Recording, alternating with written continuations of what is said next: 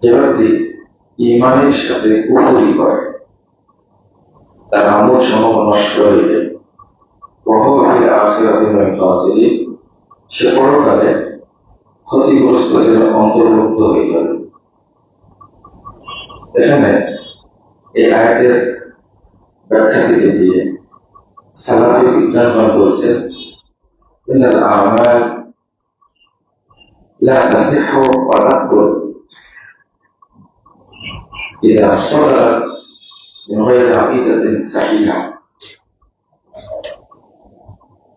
ইন্নাল আমাল তাসিহু ওয়া তাকবুল, আমল সমূহ তখনই কবুল হয় এবং সহিহ হয় ইযা সাদারাত মিন আকিদাতিন সাহিহা, যখন সেটা সহিহ আকীদার মাধ্যমে করা হয়।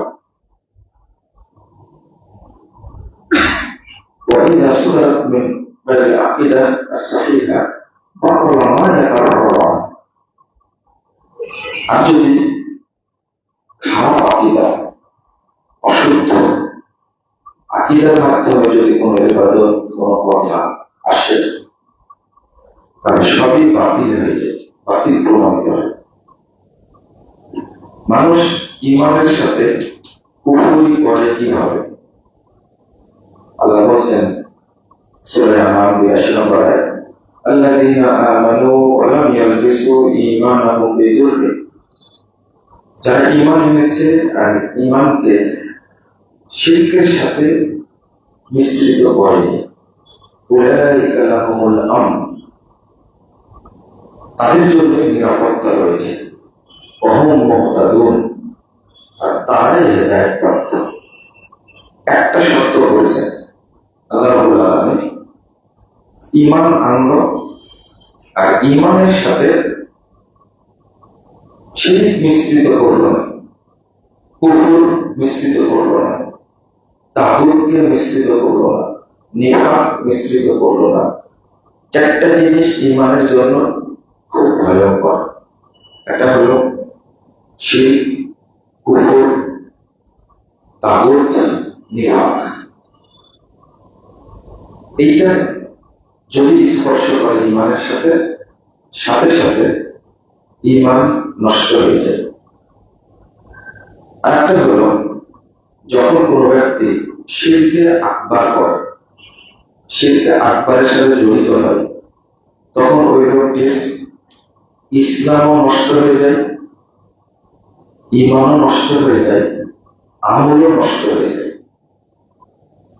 কিন্তু যখন শিরকে আসগার করে, যেমন রিয়া, এটা শিরকে আসগার।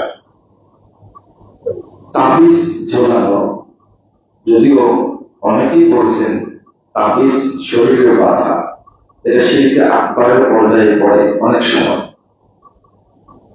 তো যখন শিরকে আসগার হবে, ইসলামটা থাকবে কিন্তু ঈমানও নষ্ট হয়ে যাবে, আবার আমল নষ্ট হয়ে যাবে। যেমন মাজার পূজা করা, এটা শিরকে আকবার। আমরা বেশিরভাগ জড়িত শিরকে আকবারের সাথে। এই জন্য মানুষ শিরকে আকবারের সাথে জড়িত হলে তার হুকুম হলো খালিদান মুখাল্লাদান ফিন্নার, মুখরিজুন মিনাল মিল্লাহ। প্রথম কথা, সে ইসলাম থেকে খারিজ হয়ে যায়, বহিষ্কার হয়ে যায়। আর ওই অবস্থায় তওবাবিহীন মারা গেলে সে চিরস্থায়ী জাহান্নামে থেকে যায়। এই ভয়াবহ কাজটা যদি ঈমানের সাথে মিশ্রিত হয়, তাহলে ঈমান তো থাকার প্রশ্ন আসে না। ঈমান অত্যন্ত স্পর্শকাতর বিষয়, খুবই স্পর্শকাতর। ঈমানকে ধরে রাখতে হয়, পরিচর্যা করতে হয়, নবায়ন করতে হয়। আল্লাহ আমাদের উপরে এতটা দয়া করেছেন, রাসূলুল্লাহ সাল্লাল্লাহু আলাইহি ওয়াসাল্লাম বলেছেন, যখন কোনো ব্যক্তি ওযু শেষ করে, অন্তত সালাতের জন্য 5 বার ওযু করে। 5 বার যখন ওযু করে, তখন ওযুর পরে একটা দোয়া পড়ে, আশহাদু আল্লা ইলাহা ইল্লাল্লাহ শারীকা লাহু ওয়া আশহাদু আন্না মুহাম্মাদান আবদুহু ওয়া রাসূলুহু। এই যে দোয়াটা আমরা পড়ি, এটা কোনোদিন ভাবে না যে অটো আমাদের ঈমানটা নবায়ন হয়ে যায়। দেখেন,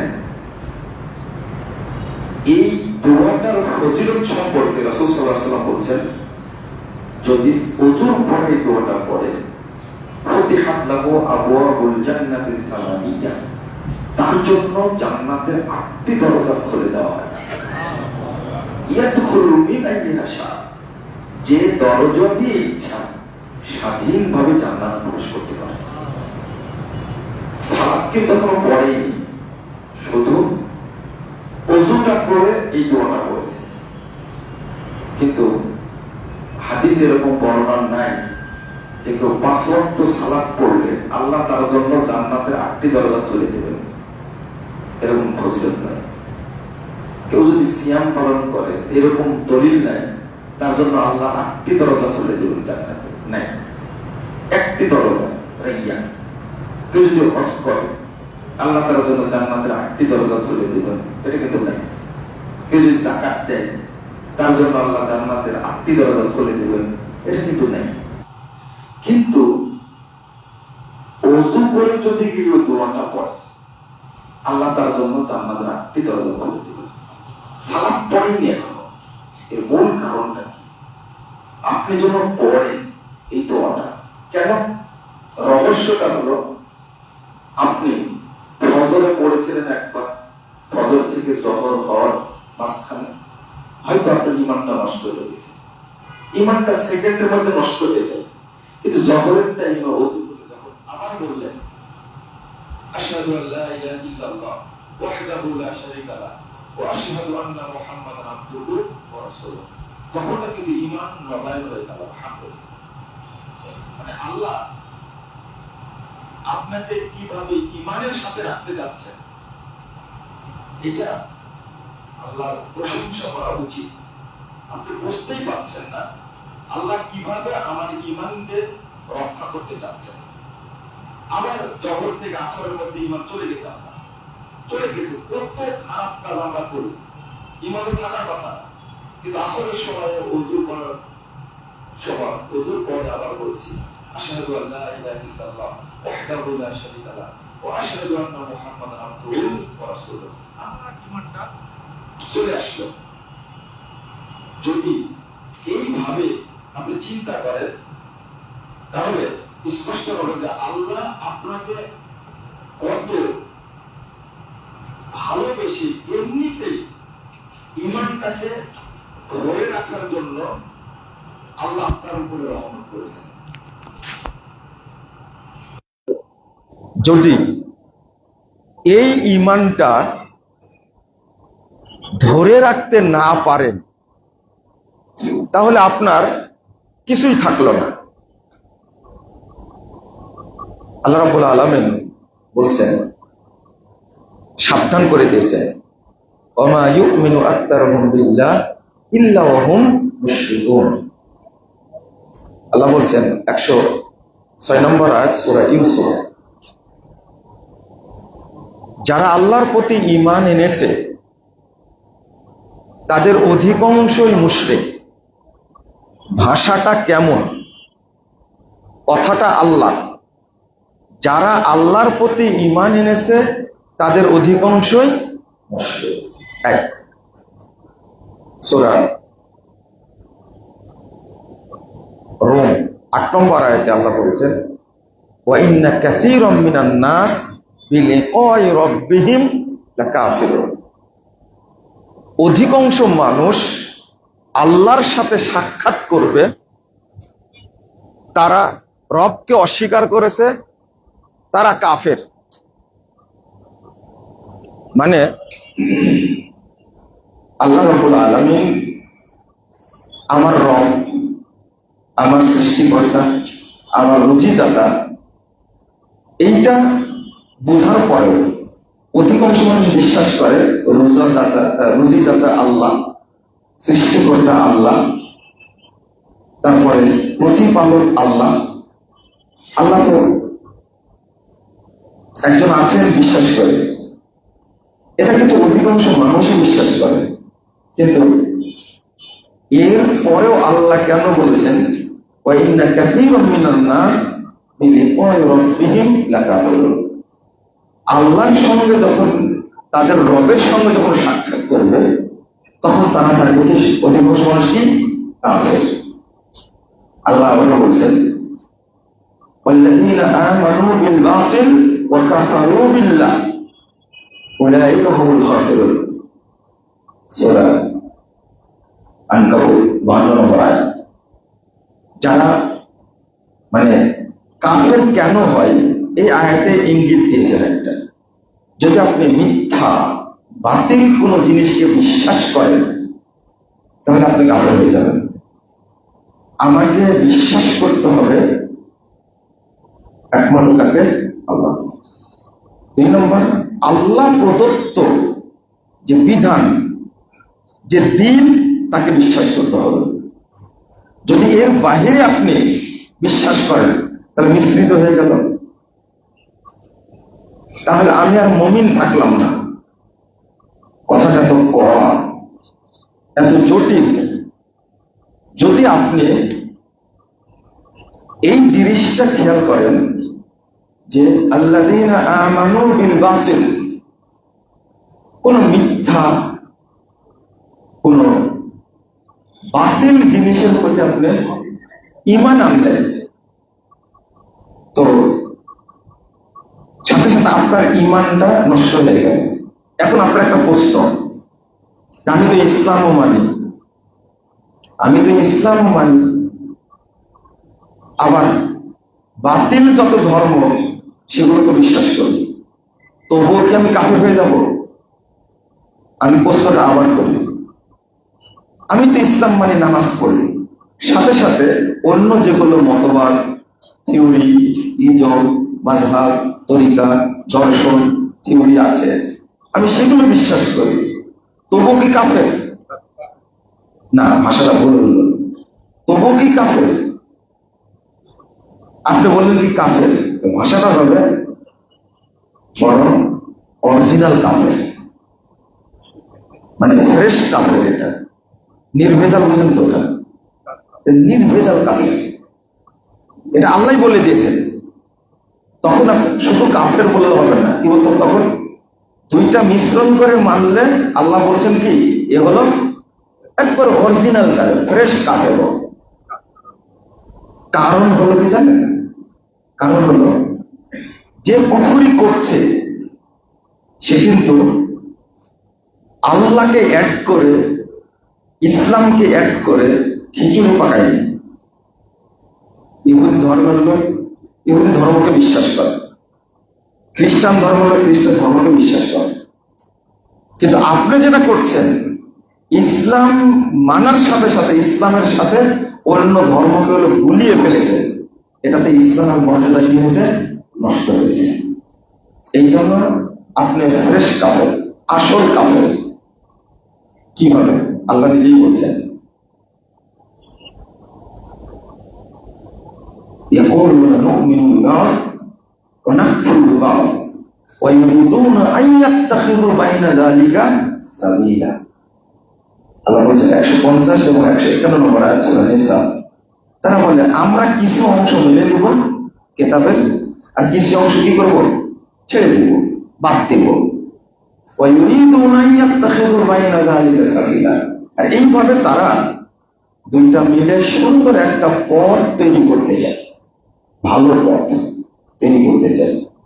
আল্লাহ বলেছেন উলাইকা হুমুল কাফিরুনা হাক্কা, এরাই হলো অরিজিনাল কাফের। আপনি মিশ্রিত করলেন কেন? এই সুযোগটা কে দিল? আল্লাহর নাম বলে দিয়েছেন সূরা আল ইমরান 19 নম্বর আয়াত, ইন্নাদ দীনা ইনদাল্লাহিল ইসলাম। আল্লাহ বলে দিয়েছেন ওমাই ইয়াবতাগি গায়রাল ইসলামি দীনা ফালাই ইউকবালা মিনহু ওয়া হুয়া ফিল আখিরাতি মিনাল খাসিরিন। সূরা আল ইমরান 85 নম্বর আয়াত। আল্লাহ বলেছেন সূরা সফ 9 নম্বর আয়াত। 3 জায়গায় এই আয়াতটা এসেছে, ওয়াল্লাযী আরসালা রাসূলাহু বিল হুদা ওয়া দীনিল হক লিইয়ুযহিরা আলা দ্বীনি কুল্লি। আল্লাহ রাসূলকে পাঠিয়েছেন কেন? হক দিয়ে, কিতাব দিয়ে পাঠিয়েছেন কেন? লিইউযহিরা আলা দ্বীনি কুল্লি, যত দিন প্রচলিত আছে, যত ধর্ম প্রচলিত আছে, সবগুলোকে বাতিল করে ইসলামকে বিজয় করার জন্য। তারপরে দুটাকে মিলালেন কেন? একটা বিষয় এখানে, আমরা তাওহীদটাকে শুধু আল্লাহর ক্ষেত্রে খাস করি, কিন্তু আরেকটু বুঝতে হবে, সেটা হলো আল্লাহকে যেমন রব হিসাবে মানি, তেমনি আত-তাওহীদ ফিদ দ্বীন, দ্বীনের ক্ষেত্রে তাওহীদটা কি?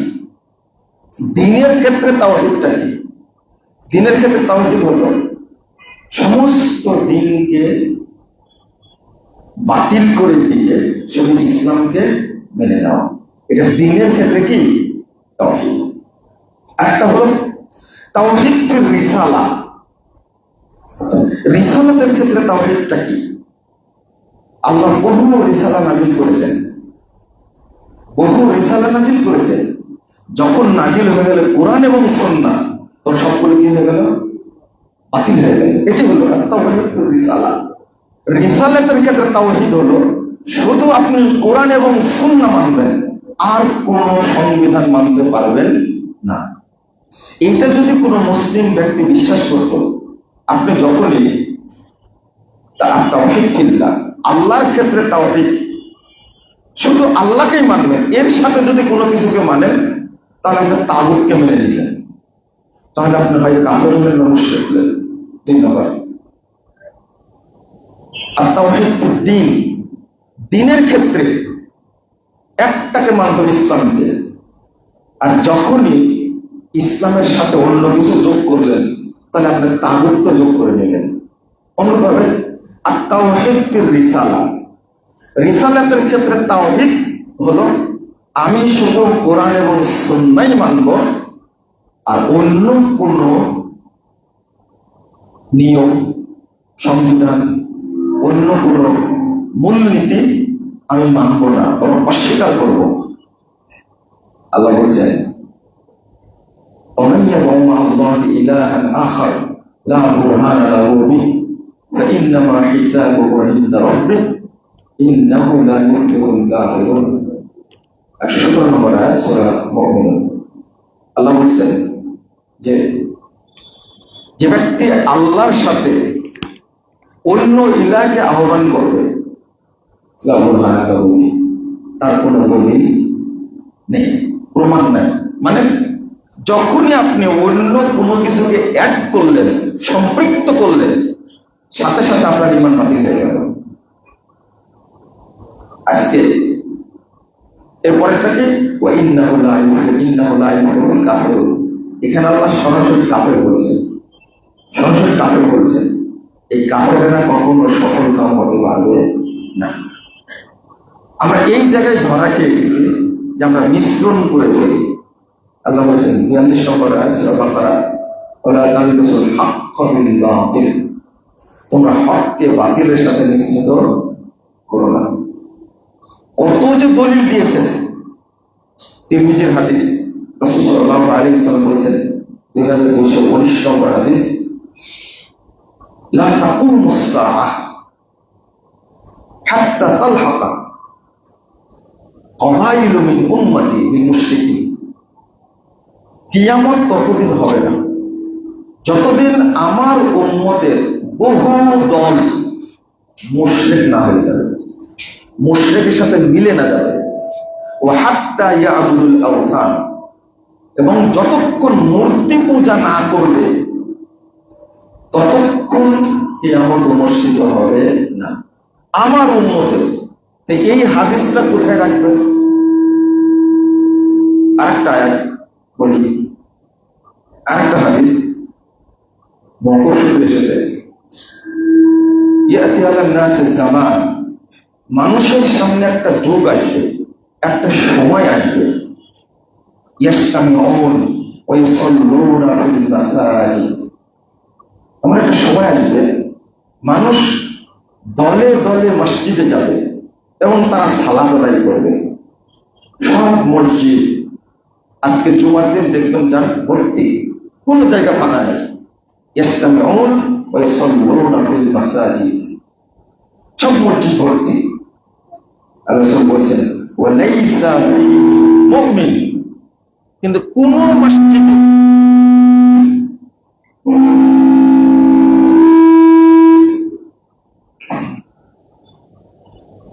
সাউন্ড বক্সটা খুব সমস্যা করছে।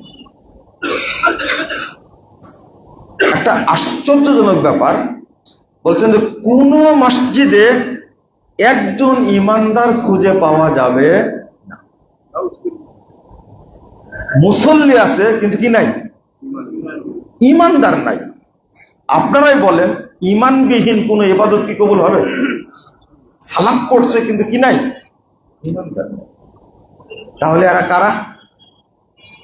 এরা এরা ও 1 নম্বরে মুশরিক, 2 নম্বরে কাফের, 3 নম্বরে মুনাফিক। কারণ আয়াতগুলো দ্বারা বোঝা যায় যে নামে মুসলিম থাকবে, নামাজ পড়বে, কিন্তু কি তারা মুশরিক, তারা কাফের। এই যে আমাদের এই আমরা নামধারী মুসলিম নামধারী ব্যক্তি ভিতরে কি পরিমাণে নাস্তিকতা বিরাজ করছে, আর কি পরিমাণ ঘৃণা শরীয়তের প্রতি, আপনারা দেখলেই কথা বললে বুঝতে পারবেন। এই যে কয়েকদিন আগে আমাদের নারী সংস্কার কমিশন যে জমা দিয়েছে, এরা অধিকাংশ নারী। বাংলাদেশের 95% মুসলিমের দেশে নারী কমিশন গঠন করা হয়েছে সবগুলো নাস্তিক দ্বারা, সবগুলো নাস্তিক। আর আপনারা এতই আনন্দ উল্লাস করছেন যে সুন্দর একটা কি পেয়েছি, দেশ পেয়েছি, এরা আরো থাকুক 10 বছর। কেউ বলছেন না 40 বছর এভাবে চললে সমস্যা নেই। আপনার ভিতরে ঈমান আছে? কেউ কি চাচ্ছেন যে এই দেশটা একটা সময় আসছে, একটা সময় আসছে যে এই দেশটা আল্লাহ প্রদত্ত সংবিধান কোরআন এবং সুন্নাহ অনুযায়ী পরিচালিত হোক? কেউ বলছে না, কিন্তু কেউ বলছে না। এক নাস্তিক গেছে, আর এক নাস্তিক আসছে, আবার যদি এটা চলে যায় আর একটা আসবে। কিন্তু আপনাদের চাওয়াটাও যেন এরকম না। একটা রাষ্ট্র সংস্কারের জন্য সিরিয়া অত্যাচারিত হয়ে যদি 53 বছর অপেক্ষা করে, এরপরে তো আল্লাহ বিজয় দান করেছে, আলহামদুলিল্লাহ। এরপরে বিজয় আসছে, কিন্তু আপনাদের মধ্যে ধৈর্যও নাই আর বুঝটাও নাই। কি সুন্দর করে আমি নারী কমিশনের রিপোর্টটা পড়ে হতবাক হয়ে গেছি। এরা একজনও মুসলিম না, নামগুলো সব কিন্তু ভালো ভালো নাম। এরা কি? আর এদের দ্বারা সাজানো হলো কেন? সংবিধান সংস্কার কমিটি গঠন করেছে না, বলেছে সব বাদ দিয়েছি, ধর্মনিরপেক্ষতা বাদ দিয়েছি, জাতীয়তা বাদ দিয়েছি, আর একটা থেকে গেছে গণতন্ত্র। কি থাকছে? গণতন্ত্র। এটা থাকারই কি দরকার? বহুদিন থেকে বলে আসছি, মানুষের তৈরি সংবিধান মুসলিমদের জন্য বাতিল। এই সংবিধানের অন্য কেউ চলতে পারে। 5ই আগস্টের আগে কথা বললে, কোন রকম কথা এর উপরে হলে ডিবি ডিস্টার্ব করতো, সিআইডি ডিস্টার্ব করতো, গোয়েন্দারা এত এনএসআই ডিজিএফআই কি যে নির্যাতন করতো। 5ই আগস্টের পরে জোর গলায় বলছে এই ফ্যাসিস্ট সংবিধান বাতিল করতে হবে। কেন? সংবিধান তৈরি করার অধিকার কোন মানুষের না। মানুষ সৃষ্টি করেছেন আল্লাহ, সংবিধান দিয়েছেন কে? আল্লাহ। আল্লাহর সংবিধান অনুযায়ী চলবে। একটা স্লোগান প্রচলিত আছে, যেটা হলো আল্লাহর আইন চাই, সৎ লোকের শাসন চাই। আর একটা হলো আর একটা কি, আল কোরআনের আরো ঘরে ঘরে যাবে। হ্যাঁ, এইটা একটা। এই কথাটা চলবে না, বলতে হবে কোরআন সুন্নাহর আইন চাই। সুন্নাহ বাদ দিলে কি থাকে না? সুন্নাহ বাদ দিলে ইসলাম থাকে? কথাটা যখন আপনি বলবেন আচ্ছা মুহাম্মদুর রাসূলুল্লাহ সাল্লাল্লাহু আলাইহি সাল্লামের কোনো আইন নাই, হ্যাঁ আছে? যখন আপনি বলবেন আল্লাহর আইন, শুধু আপনি বুঝবেন কোরআনে যেটা আছে সেটা, তাই না? না, এটা বোঝা যাবে না। হাদিসের যেটা আইন সেটাও কে দিছেন? আল্লাহ দিছেন। আপনাকে বিশ্বাস করতে হবে যে রাসূলুল্লাহ সাল্লাল্লাহু আলাইহি সাল্লাম কোনো কিছুই নিজে ইচ্ছা করে দেননি। আরে দাড়ির নিচে এক চুল্লু পানি দিবেন ওযুর সময়, মুখ ধৌত করে এক চুল্লু পানি দাড়ির নিচে দিবেন, এইটাই আল্লাহর নবীর সাহস নাই। সাহাবীরা জিজ্ঞেস করছেন যখন, ভাবখানা এরকম, রাসূল সাল্লাল্লাহু আলাইহি সাল্লাম দাড়ির নিচে পানি দিয়ে বলছেন হাকাযা আমারানি রব্বি আযজা ওয়া জাল। সাহাবীরা, এইভাবে দাড়ির নিচে দেওয়ার জন্য আমার রব আমাকে নির্দেশ দান করেছে। এই এতটুকু পানি দাড়ির নিচে দিবেন, এইটাও নিজের ক্ষমতা নাই। তো আমাদের যে অবস্থানটা সেটা হলো, আপনি যদি এই তাগুতকে মেনে নেন তাহলে ঈমানের সাথে মিশ্রিত করে ফেললেন। আর এমন সুন্দর একটা কাজ করছেন তারা, মোল্লারা যেন সন্তুষ্ট থাকে আর নাস্তিকরা যেন সন্তুষ্ট থাকে আর সাধারণ লোকও যেন সন্তুষ্ট থাকে। তাতে কি হবে? সুন্দর একটা পথ বের হবে।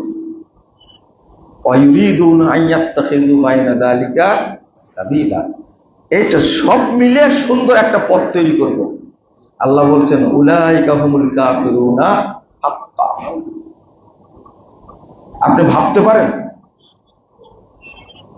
যদি আজকে সঠিকটা প্রচার না হয়, মনে রাখবেন বাংলাদেশে কোনো আহলে হাদিস মসজিদ থাকবে না। আপনারা তালেবানের মতো রাষ্ট্র চান, তাই না? সবাই রেডি যে আমরা তালেবানের মতো একটা রাষ্ট্র চাই। করেন রাষ্ট্র, জেনে নেন তালেবানদের কি অবস্থা। এই সুফি তালেবানেরা 600 আলেমকে, আহলে হাদিস আলেমকে হত্যা করেছে আফগানিস্তানে। 600, প্রায় 1200 মাদ্রাসা মসজিদ বন্ধ করে দিয়েছে। আহলে হাদিস মাদ্রাসা মসজিদ একটাও নাই, সব বন্ধ করে দিয়েছে। আর এখানে ক্ষমতা আমরা পাইনি, তাই আহলে হাদিস মসজিদের উপরে যেভাবে কি আক্রমণ, হামলা, গালিগালাজ অনেক দিন থেকে হচ্ছে, কিন্তু এই বৈষম্য বিরোধী যখন আন্দোলন চলছে, ঠিক ওই মুহূর্তে একটা আহলে হাদিস মসজিদের উপরে হামলা হয়, তাহলে আমরা কি আইন প্রণয়ন করব? আমরা কি স্বাধীনতা দেব? আমরা কি শান্তি দেব? বাটা শোরুমে হামলা হয়েছে, হয়নি? কেএফসিতে হামলা হয়েছে, আমার রিপোর্ট দেখা পর্যন্ত প্রায় 80 জন লোককে গ্রেফতার করেছে। কিন্তু ব্রাহ্মণবাড়িয়া মসজিদে এইভাবে হামলা হলো, একজন গ্রেফতার হয়েছে? একজন গ্রেফতার হয়নি। একজন আমাকে প্রশ্ন করেছে যে এই আলেম উলামা যাদেরকে দেখা যায় সব বিষয়ে কথা বলে, কিন্তু আহলে হাদিস মসজিদে হামলা হলো সে বিষয়ে কথা বলে না কেন? আমি বললাম এরা সব তালাক প্রাপ্তা মহিলাকে হিল্লা করার জন্য ব্যস্ত আছে। এটা কি বললেন? আমার কথা এইরকম। ওরা তো বলতে পারতো আহলে হাদিস মসজিদে হামলা করা যাবে না। আপনি আমাকে এই সবক শিখাচ্ছেন কেন? কতদিন থেকে বলে আসি এরা আহলে হাদিস মসজিদ চাই না। এই রিপোর্টটা সবাই জানে, কিন্তু অ্যাকশনে কেউ যায়নি। কিন্তু তারা এই দেশ থেকে যাবে কোথায়? ফিলিস্তিনে যাবে। তারা ফিলিস্তিনে বাইতুল আকসা কি করার জন্য যাবে? রক্ষা করার জন্য যাবে। আমি বললাম যে ফিলিস্তিনে যে আরো মুসলমান আছে তারা কি করছে খোঁজ নেন একটু। গাজা হামলা করে শেষ করে দিচ্ছে। আর আপনি বাংলাদেশে ওই ইহুদিদের স্টাইলে, ইসরায়েলের স্টাইলে আপনি মসজিদ ভেঙে দিচ্ছেন, আবার বলতেন ফিলিস্তিনে যাব। এটা কি মুনাফিকি না? যদি কথা স্পষ্ট বলি তো তিতো হয়ে যায়, অনেক কথা তিতো হয়ে যায়, আপনারা লোড নিতে পারেন না। এই বাংলাদেশে জামাত ইসলামের বহু নেতাকে ফাঁসি দিল না?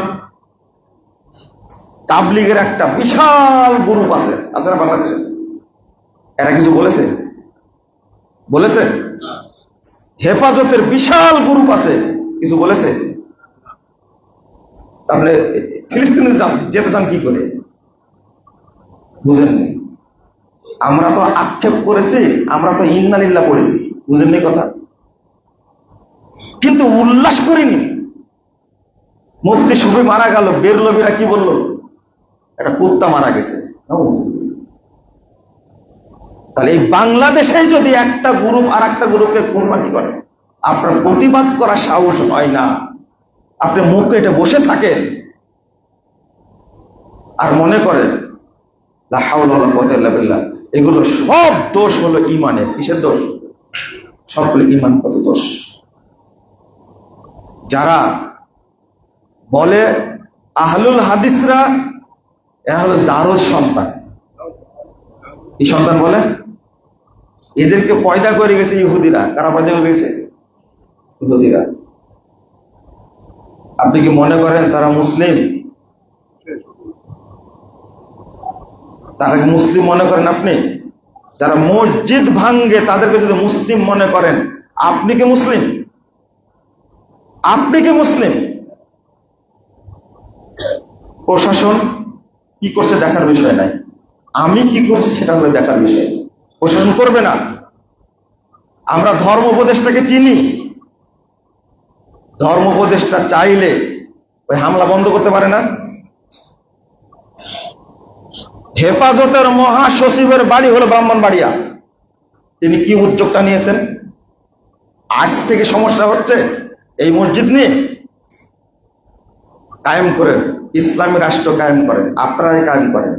আমি মাঝে মাঝে বলি আহলে হাদিসদের দ্বারা কিছু হবে না, আশা করেন না। হেফাজতের আমির বলে দিচ্ছে জামাত ইসলাম কোন ইসলামী দল না, যান তাকে ঠেকানাকে, আমাদের ঠেকানোর দরকার নাই। হেফাজত কি চরমোনাই কি বলছে? এগুলো সব প্রতিপালন করছে সন্ত্রাসী। আরে ভাই, জামাত ইসলাম শিবিরের লোকদের কিছু বলে না, এরা নাকি সব মিক্সচার, এর মধ্যে হিন্দু আছে, এদের মধ্যে আহলে হাদিস আছে, কিছু খবিশও আছে, এর মধ্যে সবই আছে, তারাও কিছু বলে না। আপনারা বলছেন আমরা ইসলামী রাষ্ট্র কায়েম করব, তাই না? স্বপ্ন দেখতে থাকেন। আর এই অন্তর নিয়ে ফিলিস্তিনের জন্য দোয়া করছেন, আল্লাহ তুমি ফিলিস্তিনের রহমত নাজিল করো, তাই না? আপনার দোয়াকে আল্লাহ শুনবে? আপনি কে শিখাইছে এটা? লা হাওলা ওয়ালা কুওয়াতা ইল্লা বিল্লাহ, আস্তাগফিরুল্লাহ। আল্লাহ রাব্বুল আলামিন কেন বললেন মুসল্লি থাকবে কিন্তু কি থাকবে না? মুমিন থাকবে না, কোনো ঈমানদার থাকবে না। তাহলে তারা কারা? তারা কারা? কেউ তাগুতের সাথে জড়িত, যারা দলীয় রাজনীতির সাথে জড়িত, তারা কি শিরিকের সাথে জড়িত না? শিরিক করে তারা, তারা শিরিক উৎপাদন করে, শিরিক চাষ করে। প্রত্যেকটা রাজনৈতিক দল এক একটা শিরিকের বড় বড় বিশাল বিশাল ইসলাম, মানে এমন ভাবে শিরিকের কারখানা তৈরি করেছে, এদের মধ্যে কোন ঈমানের লেশ মাত্র নাই। হয়তো সালাতের সময় টুপি পরে, সালাতের সময় প্রথম কাতারে আসে, কিন্তু ভিতরে কি? সব নাস্তিকতা, ভর্তি নাস্তিকতা। ঈমান কত স্পর্শকাতর। যদি কোনো ব্যক্তি না জানে এই কথা, আইন আল্লাহ, আল্লাহ কোথায়, এরা যদি বলতে না পারে, সে কি মুসলিম? বলেন তো আল্লাহ কোথায়? আল্লাহ কোথায়? আরো সে উত্তরটাকে সবাই দিলেন তো নাকি? আল্লাহ কোথায়? শুধু এই কথাটা জেনে, আল্লাহ কোথায় এটা যদি কেউ বলতে না পারে, শুধু আজকে না, বহুদিন আগে ইমাম বুখারী বলছেন ওই ব্যক্তি কাফের। সরি, ইমাম আবু হানিফা বলছেন ওই ব্যক্তি কি? কাফের। যে বলতে পারেন আল্লাহ কোথায়, আহলে হাদিস ছাড়া বাংলাদেশের কোন দল, কোন গোষ্ঠী এই কথা বলতে পারে আল্লাহ কোথায় আছে? এখন পর্যন্ত এই উত্তর খুঁজে পাইনি। অথচ ইমাম আবু হানিফার ভাষায় যে ব্যক্তি জানে না আল্লাহ কোথায়, সেটি কাফের। কাফের, নাউযুবিল্লাহ। ইমাম ইবনে বাজ রাহিমাহুল্লাহকে প্রশ্ন করা হয়েছিল, মাইয়া আতাকিদু আন্নাল্লাহা ফি কুল্লি মাকান হাল ইউসাল্লা খালফা, যে ব্যক্তি বিশ্বাস করে আল্লাহ সর্বত্র বিরাজমান, তার পিছনে কি নামাজ হবে? আপনারা পড়েন তো।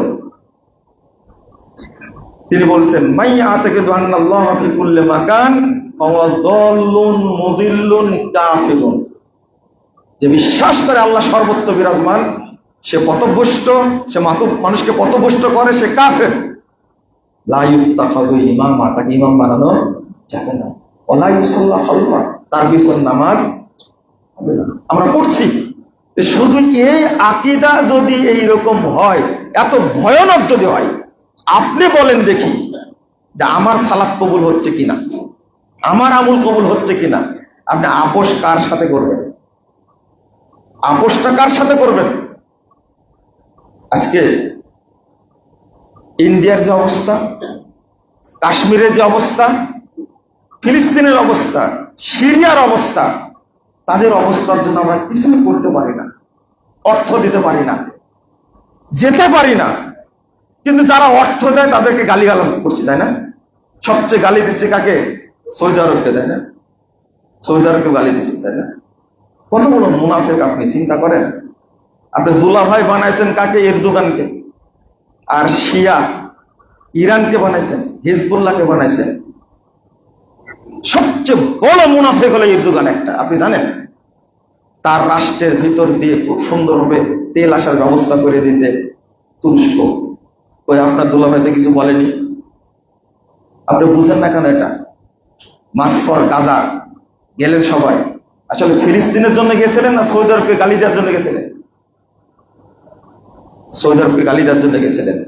আপনি ফিলিস্তিনের জন্য কি করেছেন? আমি সবগুলোর মূল কথা হলো যে ইমানে সমস্যা। সৌদি আরব আল আকসা ফান্ড গঠন করেছে, সৌদি আরব জেরুজালেম ফান্ড গঠন করেছে। দুই ফান্ডে প্রতি বছর যে টাকা দেয়, 18 সালে টাকা দিয়েছে কত? $500 বিলিয়ন। আপনি কি দিয়েছেন? আপনি কি এগুলো সম্পর্কে কিছু জানেন?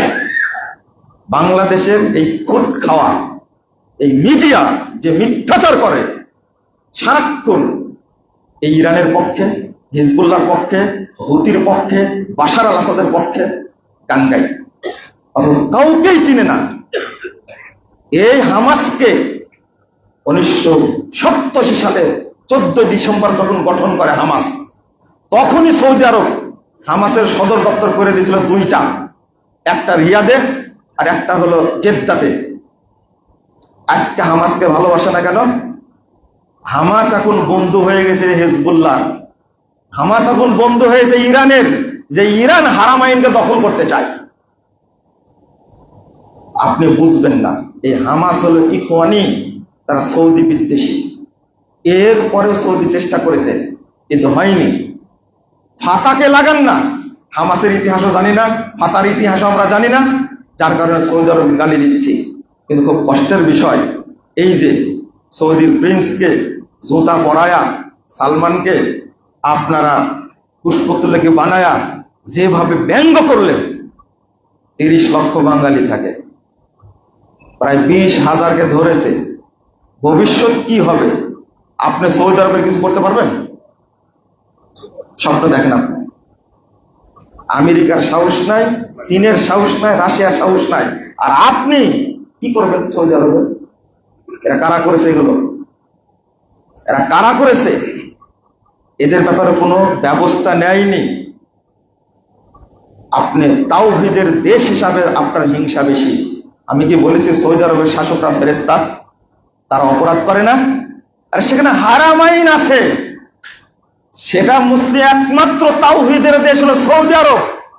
ইব্রাহিম আলাইহিস সালামের দেশ সৌদি আরব, মুহাম্মদুর রাসূলুল্লাহ সাল্লাল্লাহু আলাইহি সাল্লামের দেশ সৌদি আরব, নবী ইসমাইলের দেশ সৌদি আরব, সেখানে কাবা আছে, আল্লাহর কত নিদর্শন আছে, তার প্রতি ঈমান আনাটা ফরজ। আর আপনি তার প্রতি এত উৎসাহ, আপনার ভিতরটা আপনার ইবলিস শয়তানের কারখানা, আপনি কিছু বুঝেন না। আল্লাহ আপনাকে হেদায়েত দান করুন। বারাকাল্লাহু ফিকুম ওয়া জাযাকুমুল্লাহ খাইরান। আমরা দোয়া করব ফিলিস্তিনি ভাই বোনদের জন্য, আল্লাহ রাব্বুল আলামিন যেন তাদেরকে মুক্তি দান করেন। ইসরায়েলকে যেন আল্লাহ ধ্বংস করে দেন, ইহুদিদেরকে যেন আল্লাহ ধ্বংস করে দেন। আমিন।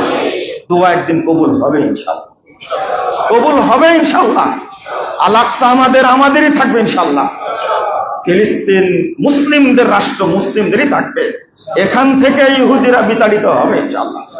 আমরা দোয়া করব ইনশাআল্লাহ, আল্লাহ একদিন কবুল করবেন। আল্লাহ যেন কবুল করেন, আল্লাহ যেন সকল মুসলিমকে হেফাজত করেন। ধৈর্য ধারণ করার জন্য বলছে ইন্ডিয়ার মুসলিম ভাইদেরকে, ধৈর্য ধারণ করুন। এই মোদি একদিন ধ্বংস হবে ইনশাআল্লাহ, বিজেপি একদিন ধ্বংস হবে, এটা টিকতে পারবে না ইনশাআল্লাহ। কাশ্মীর একদিন বিজিত হবে ইনশাআল্লাহ।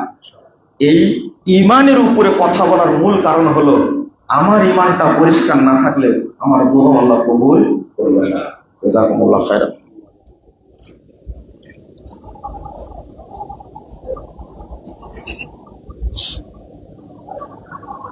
আলহামদুলিল্লাহ।